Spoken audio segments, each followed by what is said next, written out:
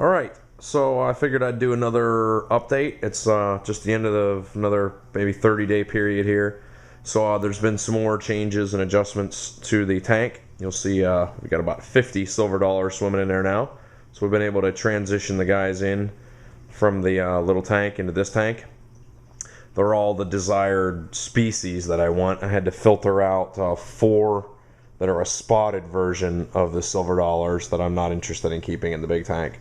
So they're over there just keeping the biological system running in the little tank. But back to the big tank, I'll give a rundown off my list here, trusty list. We are at 50 fish, inch to inch and a quarter, temperature 82, pH at 6.53. That's been dropping, and I'll tell you why in a minute. Our phosphate tests at under 100 parts per billion. So that's good. I was curious of that because we've had good brown-green algae growth in there. And it's kind of early for that, I thought. But I have been feeding them real lettuce from the grocery store occasionally. And that would bring in a lot of phosphate. I'm sure it's coming from farmers' fields and it's probably dosed up like crazy. So it's probably loaded with phosphates and fertilizer and crap. So that would explain it. But a test that shows it's really low. So anyway, ammonia 0. NO3 is less than 5. NO2 is 0. My GH is 10 to 15. My chlorine obviously is 0. And my KH is under 15 as well. The UV is now on this tank and it's running 24/7. The light's on about 13.5 hours a day. There is no carbon in use anymore right now. So I'm not using any carbon in this system right now. And we're doing about a gallon a day water change.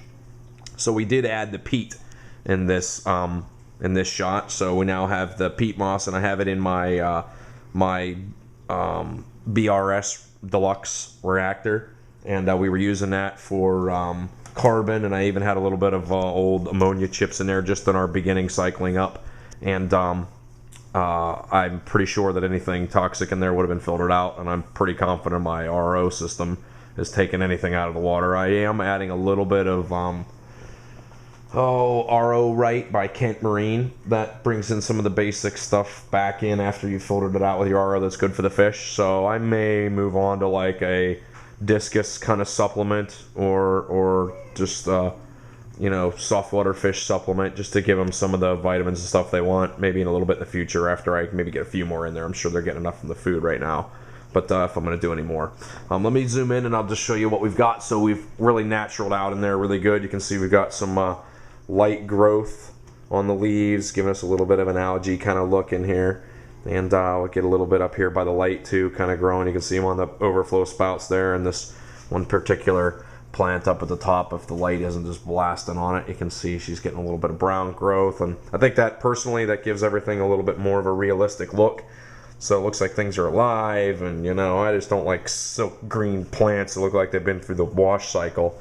I mean, they're kind of chewing at the edges, so we sort of got a little bit of life in there, Things look like they're, plants get bitten by bugs and they have brown spots in their leaves, and, I'm kind of, that one's got a little bit of not, really virgin areas and then kind of brown areas, so I want that one to cycle in a little better, but I just think it makes things look a little more realistic. You can see some Halloween decorations on the tank there. Little guy just thinks it's great, so I'll take an opportunity to put some goofy eyeballs and stuff on the fish tank. Fish don't really seem to bother. So anyway, yeah, that's how she's coming along. We'll drop down in here, show you what's going on with the filters, where we added in what. Let the thing kind of get settled back down in here. Here's our UV system. I found a little place to hang it on the front. It just runs off the main manifold back there. And that's running 24/7. I made a couple little plastic acrylic hangers with the torch, just bent them up and hung them in there. So empty apple juice bottle. Fish obviously don't drink apple juice, but just plumbed it in, and I'm running it. Of course, if you listen to my other videos, I fought ick on the very first batch of 20 fish that I bought, and I thought I had it dealt with, and I split them into the big tank, moved 20 more into the big tank, and then just moved the last 20 in, and now I'm like everybody else, I'm in a rush. And you got to wait like 30 days if you're going to be safe. And I'm not. I'm rushing. I think they look good. 2 weeks, Haven't seen any spots. Move them in. I've got 6 or 8 spots of ick on a couple of the fish up there. So at least what I think is ick. It's not bad, but it definitely looks like there's a couple white spots. It's nothing else. It has to be ick. So that encouraged me to move my UV over here. Ultimately, it is not going to be large enough for this. Let me see if taking this off helps you guys. That's a little bit too bright. Ultimately, I will have to hope it goes away on its own, because this UV really isn't big enough for this tank. It's only rated for maybe a top of 180 gallons an hour, and I just don't think that's enough turnaround for this big tank. So anyway, I mean, it's like light on or light off here. Sorry, folks. 6.5657, so 665 is great. We're running the pH down. Let's try and get into breeding circumstance. Here's our BRS reactor. Let's turn up this way. It's packed full of peat, so that's too much. For anybody who wants to know how this stuff works, you don't need very much of it.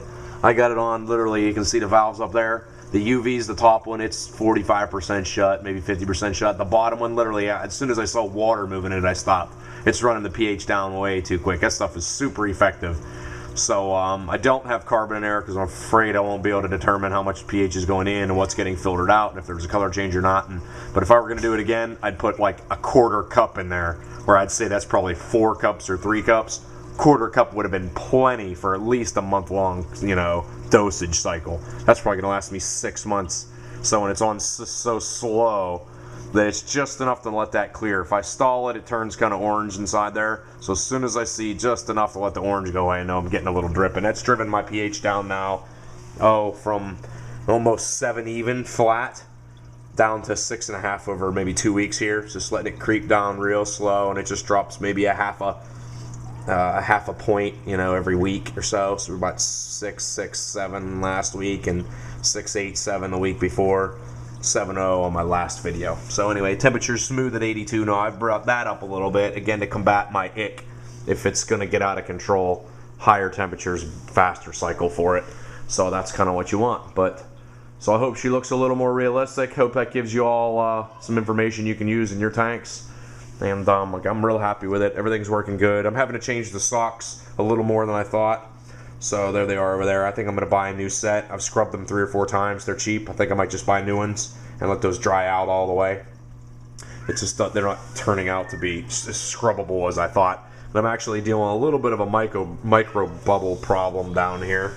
I can see them in the display. I've been fighting it from my original beginning sump design, and I keep modifying this grid in here to try and see if I can't find some better way to deal with the way it is in there. I don't know. It's kind of hard to see, but they're just chasing up over that wall and getting through that 200 micron sock.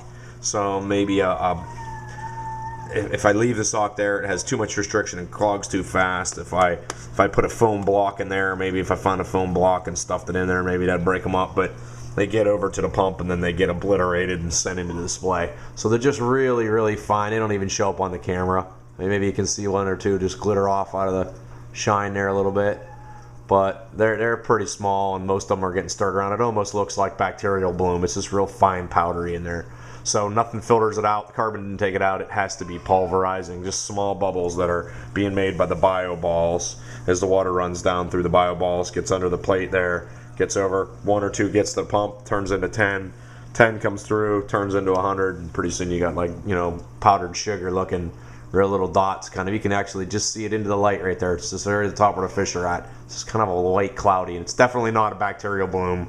There's no, it's been in there consistent now for 3 months, so it's always the same. And you can see those micro bubbles just kind of chasing out every once in a while. Be a handful of 6 or 8 of them. I also have a water flow device built into my anti-siphon up here, and it's possible right there should be blowing water out instead of sucking in, but maybe it's gathering a bubble up there every once in a while and spitting it out. But it's such a small bubble, I think it's coming from the pump. So there'll be some sort of a way to fix that. It's been not really that important. I know they got plenty of oxygen, which is good. So anyway, great, folks. Hey, I've never asked you before, but give me thumbs up if you like it. Ask questions if you want. I'd be happy to try and answer them. I'm really happy with the tank. I find it's very relaxing. We sit here in the chairs and just 20-30 minutes and just watch them go. They're very aware of, it's funny how fish have their own personalities, but there's a couple of them that are very aware of where we're at in the room, what we're doing. They watch you. When it's feeding time, watch them go up to the glass and they'll just all come running right over here to the corner. It's funny how aware these guys are of what you're doing. So here they all come. They're like, hey, what's up? The stuff over in the corner. There's 50 of them in the corner, and then nobody at the other side of the tank. A couple of loners over there. So it's funny how aware they are of you and how they're Everybody says, oh, fish, cats, dogs, whatever pet. If you care to pay attention, they all have a little bit of personality in them somewhere. So anyway, folks, enjoy the hobby. Let me know if you got any questions. Thanks for watching.